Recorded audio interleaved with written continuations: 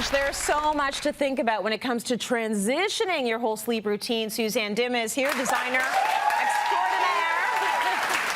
And, you know, this is sort of an important thing. You know, the temperature starts to get a little bit cooler. You start thinking a little bit more about your sleep space. Yes. You're going to take us on a bit of a journey. We're going to start at your summer home. My summer home, yeah. So my bedroom at my summer home is very open concept. All the furniture is super low. I have very modern lines there. But the key thing I want to point out, which I think is really great, was the window behind the bed. Yes. When we designed that space, we took the measurement of the headboard from the bed and made sure that it would fit under the window, so that when you're sleeping in the summer and it's quite hot, you can crank that window and you get this amazing breeze that comes in from the sort of valley behind and really cools your body. I'm all about keeping cool when I sleep, because I don't know about you, but I'm I'm on fire. You're a furnace.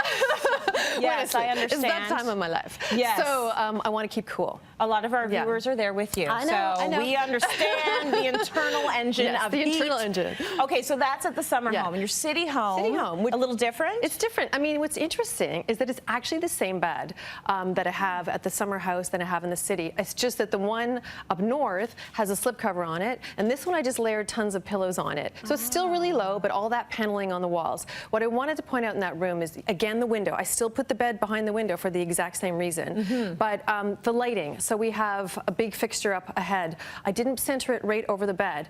I put it off from the foot of the bed a little bit, just so that it's not directly in your face. And what you can't see here, maybe, I don't know, but there's a fireplace across from the bed, which is so beautiful in the wintertime to warm yourself up. So you kind of have to think about the temperature at both times of the year. Absolutely. Right? So cool in the summer, hot in the winter, and the fireplace is great for that. Lovely. Yeah. Okay, I love that. And you know what? I love that you put the bed in front of windows, because a lot of people do not do that. Most people are freaked out by that. Most people are freaked They're out. like, why are you it's an blocking the window?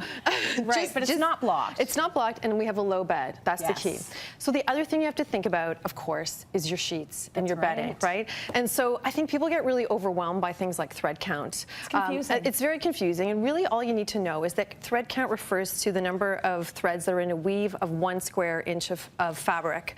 So the 400 is 400 threads, and 1,000 is 1,000 threads in that little pocket. Okay. And what it means is that really the lower the thread count, it's not quite as soft. Okay. That's all it is. Doesn't mean it's bad. It's completely personal taste.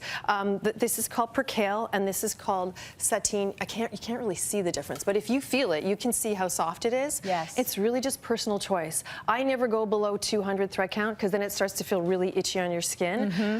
And I like crisp white sheets. Like, I like that look. Yes. So I don't really want to go to the super, super soft ones. Yes. It doesn't mean one of them is not better than the other. It's all personal choice. Go to the store, try it out, see what feels good on your skin, right? It's like anything else, even with towels. Some people like a more abrasive feel. They feel like that's getting the water off better. Some people want it smooth and slippery. And that's why you really have to go to the store. You do. I feel like you can't really buy bedding online, because you really have to touch it.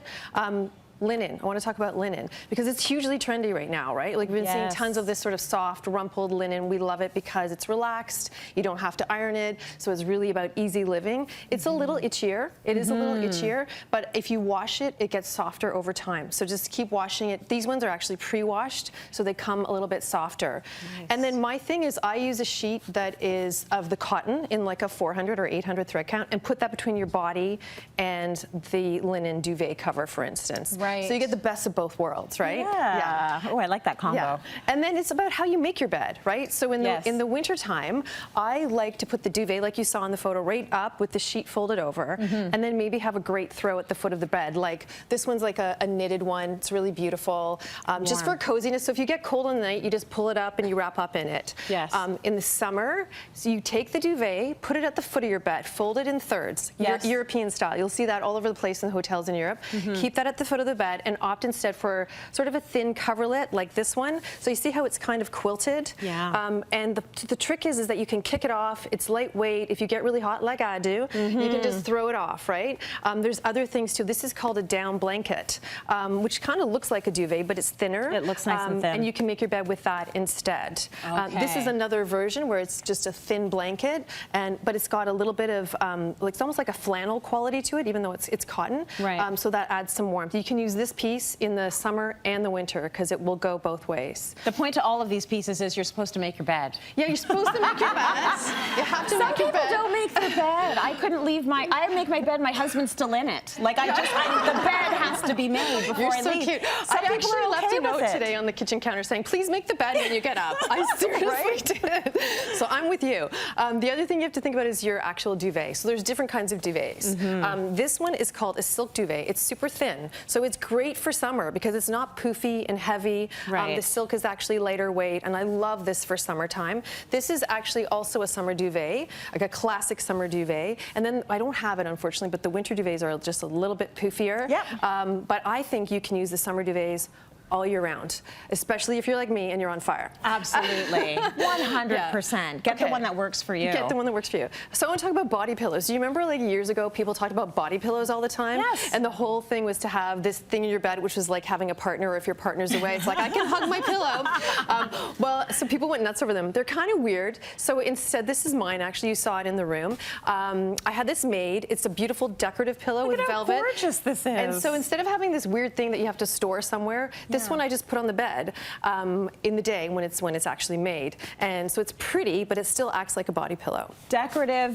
I used a body pillow when I was pregnant both times. Did you? I was needed it for the stomach situation, and you just want your back, your hip. Yeah. But this is really nice to have always. It's great for putting your laptop on or your iPad to watch movies in bed. Absolutely. Okay, this is a silk pillow. So this is for all the ladies in the house. They really work. If you've got, like me, I blow dry my hair straight and I want it to stay straight. Yes. Otherwise, I wake up and it's crazy. Yeah. This keeps the straight going.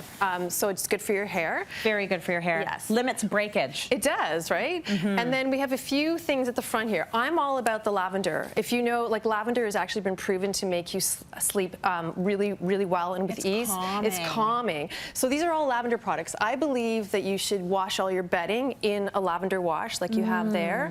There's a little sachet that has lavender in it, and you can use it as an eye pillow before you go to sleep. There's even a spray. You can just go crazy and go to town on lavender. That is lovely. Keep you calm. And then I want to point this out quickly. Yes. So the other thing to think about is lighting, right? If you have a lot of sunlight coming into your room, you don't want to have that. You need the darkness. So these curtains, they have a blackout lining, which is crucial, especially if you have kids and they're taking naps in the middle of the day. Yeah. And what's really cool is that there's this blind system behind it. This is just like a regular sheer, which will still let some light in, but it's double. So if you want blackout, you pull this one down and you've got the blackout. So this is really highly functional double duty piece for making it easier to fall asleep. Very good. So now with the hot and the cold, having something like this at home, very important. This is an amazing product. So this is from Dyson, and what's cool about it is that it's a fan, so that'll keep you cool. I love having breezes in the bedroom, but it's also a heater. So in the winter, it's like a 2-in-1, right? And then it's also an air purifier, which I think is really important. And as well, you can control it from an app on your phone, so you don't have to get up out of bed. And I think that's key. Like, you don't want to get everything has to be within reach. Yes. That's why I brought the carafe too, because if you need a sip of water in the middle of the night, it's right there. I always have water beside my bed. That is the great, great invention.